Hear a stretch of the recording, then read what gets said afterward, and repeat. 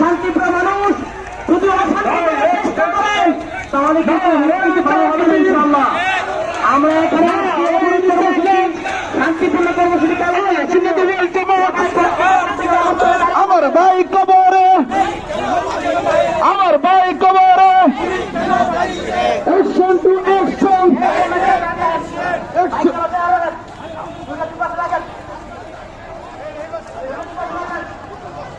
আমাদের কেন্দ্রীয় কর্মসূচি 12টা পর্যন্ত সারা বাংলাদেশ অবরোধ থাকবে। কথা বলেন ঠিক কিনা?